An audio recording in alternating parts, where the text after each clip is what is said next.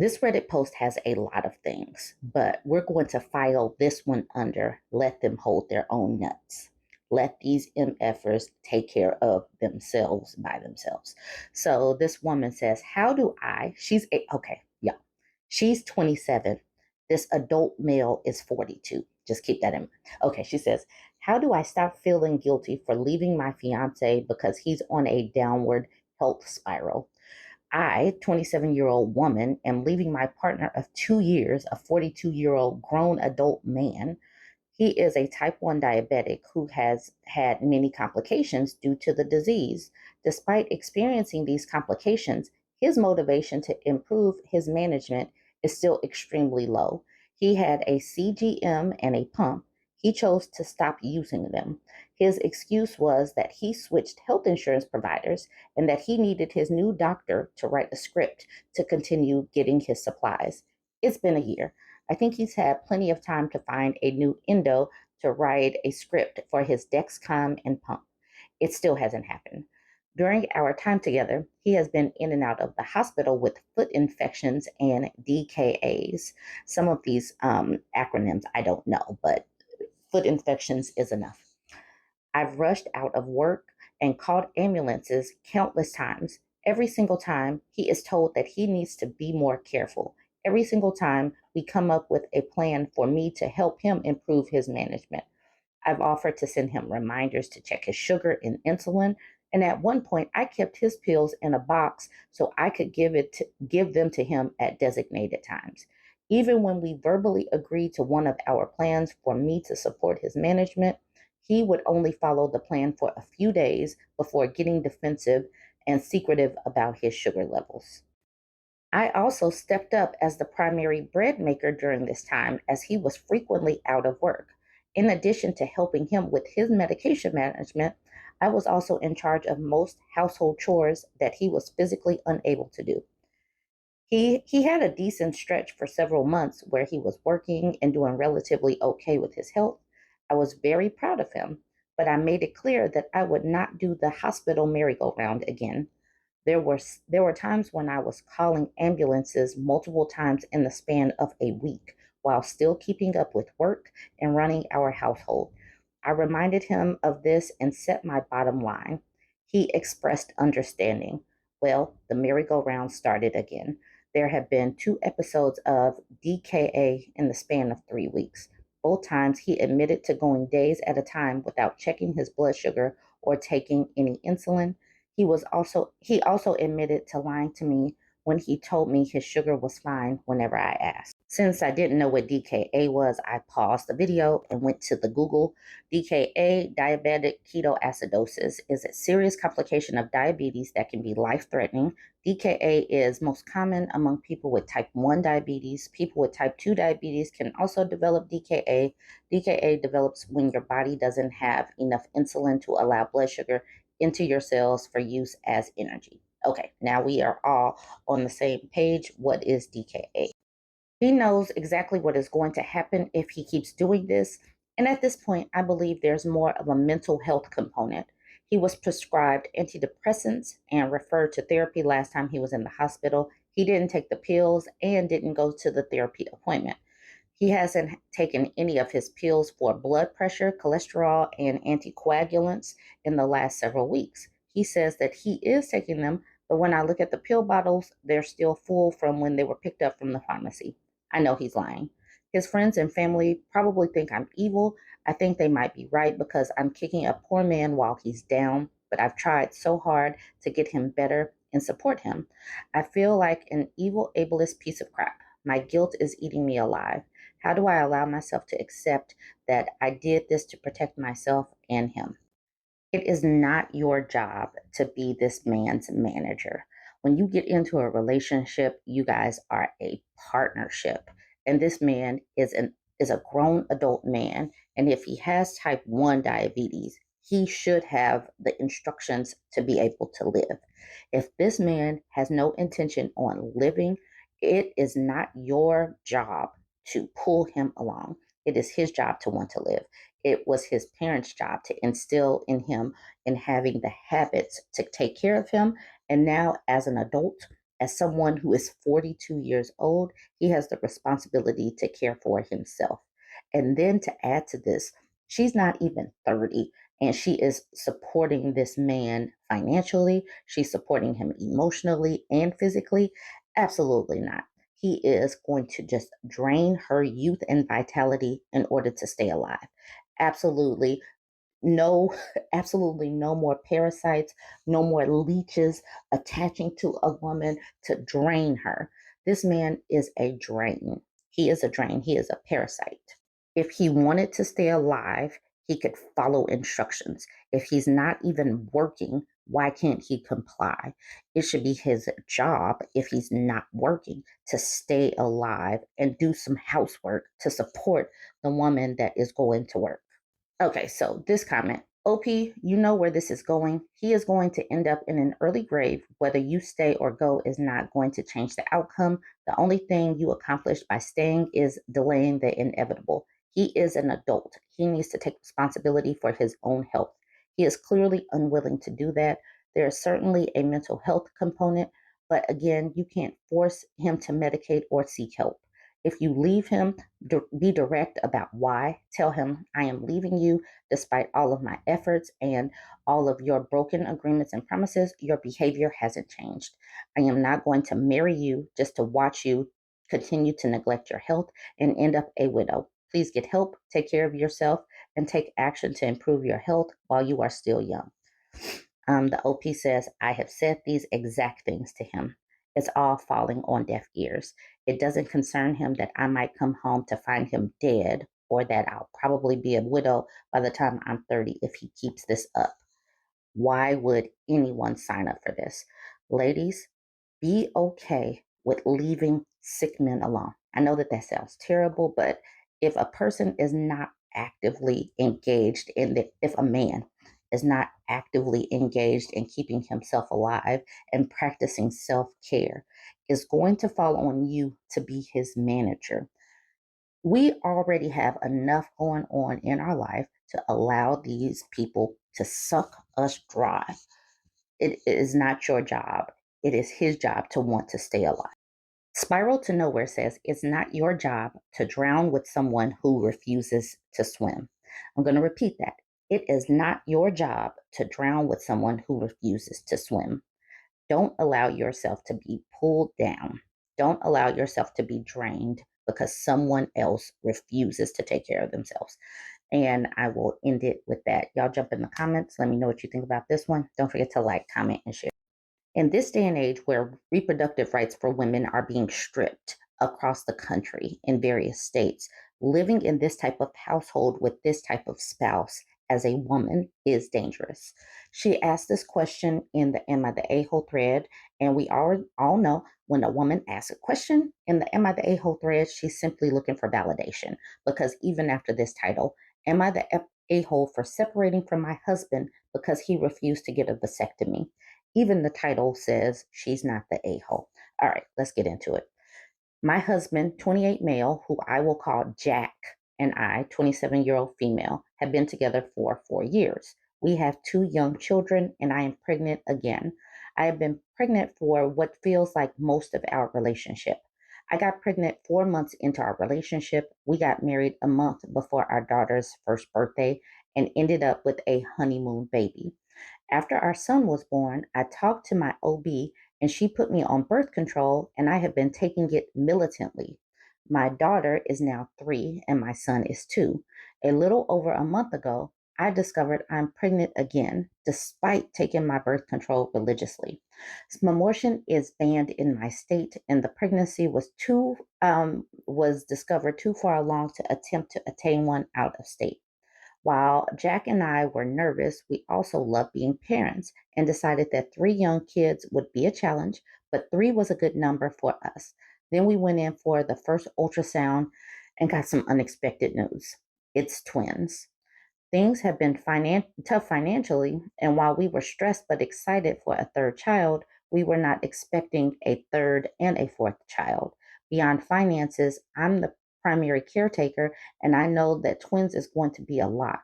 3 children under 5 is already a lot, but four children under 5 is going to be really, really difficult for me physically. She says, physically, I am tired of being pregnant. I've been pregnant or breastfeeding the majority of our relationship. It's exhausting. It feels awful, and I don't recognize my body anymore. 4 children is enough. I don't want more. I told Jack I was done with pregnancy. I've been pregnant enough.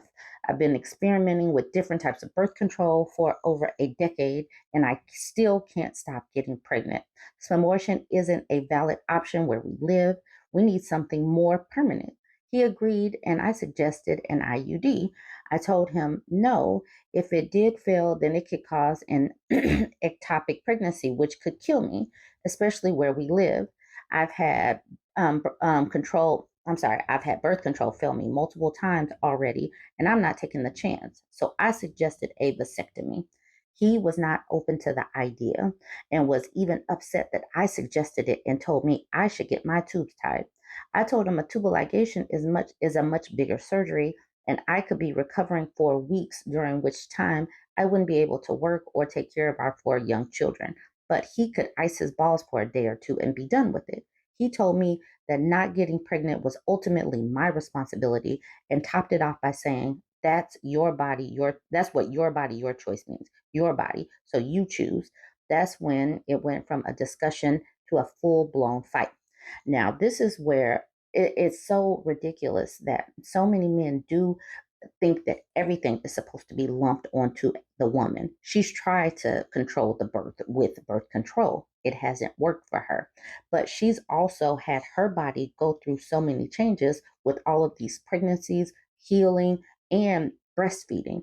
It's not fair that they don't even have to take a modicum of responsibility for what physically happens. Like their body doesn't even have to change, but women have to be responsible for all of this. Is it any wonder why many women are opting out? Okay, she continues with, see, when I was 19, I had another birth control failure with my boyfriend at the time, who I will call Tom. I wanted a smorgasbord. Tom did not because he was opposed. I told him I was getting it since it was my body and my choice, and Tom said some horrible things to me, including threatening me. I broke up with him and got the smorgasbord. In response, Tom ended up following me one night and attacking me. And I don't want to go into detail, but it was horrible. And he ended up going to prison for a number of charges related to the attack. Not only do I have a number of scars and some long lasting physical effects, but I also have PTSD. Jack knows about my history and diagnosis and has known from the beginning. I have a pretty prominent facial scar, so I was upfront about it early on in our dating. Jack has also presented himself as very pro choice, so I was shocked that he would say that. I got really emotional and started crying and shouting, and it turned into a full blown fight. Eventually, I said that birth control is a two-way street, and so far I've been the only one managing it. And he said, and now we have 2 kids and 2 more coming. Great job. I told him he sounded like Tom, and he got super pissed. Basically said, how dare you compare me to him? And maybe he might want kids one day with someone who doesn't compare him to her felon ex-boyfriend. I was stunned and horrified, and I said, well, then let's not waste any effing time. Then packed up myself and the kids and drove to my parents' place. It's been about a week since the fight. I've spoken with Jack a few times, and he has since apologized and said he was out of line and was speaking from a place of anxiety after finding out about the twins, but also that I said some things that were out of line, and it was wrong of me to insist that he undergo a medical procedure. He said, he said that can move on from the things that I said, and that he wants to see his children and be a family again. I told him no, that I didn't want to move on from the things he said to me. I just can't get over that and think we need space apart. Jack was upset by this, and while we talked, I brought up getting a separation agreement to manage custody and finances while we figure things out. He did not like this suggestion and said we didn't need to pull the courts into this. I haven't told a lot of people about what's happening but my family and a couple close friends. My sister and best friend both think I should throw the whole man away, but my brother, who is the only one married with kids, thinks that I'm being extreme for what sums up a fight between 2 scared people who both said nasty things. My mom is trying to be supportive, but is occasionally reminding me that I don't want to be a single mother of four and telling me not to let my PTSD drive my decisions. While my dad is being completely unhelpful, he thinks jokes are helpful, like calling me doorknob because I can't stop getting knocked up, telling me to let the oven cool down. Real knee slappers. I don't know what to do. My kids are happy to be at grandpa's house, but they miss their daddy. I'm 4 months pregnant and already uncomfortable as hell. I wish I could go back to being the happy little family, but I'm so hung up on things he said in that fight. Am I destroying my family over one bad night? Am I being unreasonable for asking my husband to get a vasectomy? All right, so I'm not going to get into a bunch of the comments because she does do some edits. She says, I've noticed a lot of people recommending condoms. I've gotten pregnant with condoms twice. Our second child and my first pregnancy were both conceived using condoms properly, correct fit, put on correctly, single use, not expired, no breaks. I do not trust condoms enough to not fail a third time. I know the failure rate is supposedly small, but it's not personally small enough for me. Edit to the edit. I'm sorry. I didn't expect so many comments so fast. I can't keep up with them. By the first pregnancy, I meant the pregnancy with Tom. With Jack, I was on the patch when I got pregnant with our daughter, condoms with our son, and the pill with the twins. So far, I haven't suspected that Jack has tampered with our birth control, and I'm just always presumed that I'm a fertile myrtle. I recognize the comments and just want people to know I'm seeing the suggestion. I'm not dismissing it, but the thought of it is deeply upsetting and has provoked a lot of anxiety. I just wanted to make it clear that if the suggestion is only based on the condoms, then the condom pregnancies were two different partners. While I know I always use condoms properly with Tom, I do believe Tom could have been fully capable of sabotaging the comments. In this climate, in particular states, regardless of if you're married or not married, who you pair up with and share your body with could potentially help make you end up like this. Is it any wonder why some women are deciding to go 4B and leave this whole situation off to the side because it's just not worth it? This woman was on birth control, was really trying to control her own reproductive system, and still ended up knocked up this many times and caring for this many babies. And the man is not helping at all. Doesn't want to do anything to alter his body. It's unfair. It's unequal, obviously. But y'all jump in the comments and let me know what you think about this one. Don't forget to like, comment, and share. Okay, so we have an Am I the A-hole thread, and y'all are going to love this one. Let me just jump right into it. She says, Am I the a-hole for letting my kids disturb my husband during an important work meeting after he said he would handle them for a day to prove how easy my job is? She's 31, he's 36. Here's the post. I'm a 31-year-old female, and my husband is a 36-year-old man. We have two boys, a 5-year-old and a 7-year-old. My husband works in an office and has the option to work a few days a week from home. He prefers not to because he says it's easier to focus in the office. I run a small business from home. I don't have a lot of daily work, just some emails and planning, maybe 3 hours a day, but the business does make about a third of our household income. But my younger son is home all day, and just dealing with him takes a lot of energy. He's really high energy and will probably wreck something if you leave him alone for an hour. And the older one comes home at 3, and both of them are with me until 8 or 9, which is when my husband usually comes home. A few days ago, I was really tired and didn't make dinner. When my husband came home, I asked him if we could just order something. He was also tired, and we were both short tempered, so we ended up snapping at each other. He said I should have at least ordered before he got home, and he was hungry. I said I forgot, and it's not fair that the food is always my problem. He said that I'm home all day, and I even admit that I don't have much work to do, so I'm basically a stay-at-home mom and should at least take care of dinner. I said he has no idea how much work I do every day, and he said he'd handle the kids for an entire day while also working from home just to prove it should be easy for me. I said, sure. So he made the arrangements to work from home yesterday. I slept in and when I woke up, he was already frazzled from getting the older one ready for school. He ended up having to cancel a meeting to make breakfast and was worried about that. Then, when he took another meeting later on, the boys went out to play in the yard and got super muddy and left footprints all over the house, which he then had to mop, and I didn't help at all. By this point, I did feel sort of guilty because it was definitely harder for him to take care of work at the same time. But all I wanted was an apology.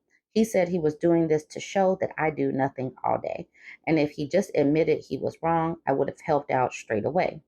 Later on, he had another meeting. He told the boys not to bother him for an hour. But about 20 minutes in, they got into an argument about something, and our younger one went into my husband's room to complain.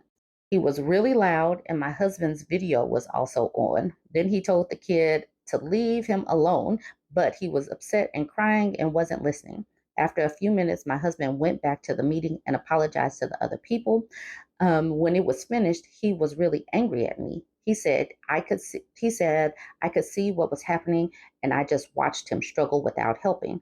I said all you had to say was please help. He said I shouldn't be so petty and prideful. This probably made him look a bit stupid in front of his manager, but it was only a few minutes, and I don't think it was a huge deal he made it out to be. I'm sorry, the huge deal he made it out to be. So I wonder if he will ever eat crow and say that, yes, her job is a lot. Because these people like to minimize the work that women do in the home. Like it is so easy. If I were her, she should have just left the house. She should have left the house for a few hours for the day to let him get through with his work day and then showed up at 8 or 9 o'clock just to see what the house looked like, because then he would have had no choice but to just handle things. So this person says, not the a-hole. And if I'm reading the post completely wrong, they're your husband's kids as well. So not sure why point one is worded as it is with the I didn't step in to help when my kids were disturbing him. He said he could handle it. He couldn't. That's on him. And then the OP says, yes, they're his kids too. I just use our and my interchangeably because I'm used to calling them my kids when talking to other people. This person says, I think he needs a few more weeks of working from home to really develop a routine, get into the groove of doing both his contracted work job and the housework, childcare, and other domestic management at the same time. The thing is that could be true. He needs a little time to get into the habit of things. But when you don't care, when you don't see what other people go through, then it's like he could so easily write her off, because women have done this. Women are caretakers. We do multitask like bosses, and a lot of the things that we do in the background aren't seen. So, this is one of the reasons why women are undervalued and underappreciated. If he would just recognize and appreciate what his wife does, then she would swoop in and give him a little bit more leeway. But he hasn't. He's still being prideful. He's being prideful despite the fact that saying that she's being petty and prideful. That man went back to his meeting and apologized to the people that were in the meeting, but didn't apologize to his wife that he has taken for granted. We're in find out season. We're in find out season, and this is one of the reasons why. Once again, a lot of women are opting out of having kids because we know that the men are going to act like this, like the housework is basically nothing, despite the fact that juggling it does take work and energy. I'm a mom, so I know. Anyways, jump in the comments. Let me know what you think. If you made it this far and you haven't subscribed, go ahead and hit the follow button. Like, comment, share. I'm proud of you, you know that. I hope you do.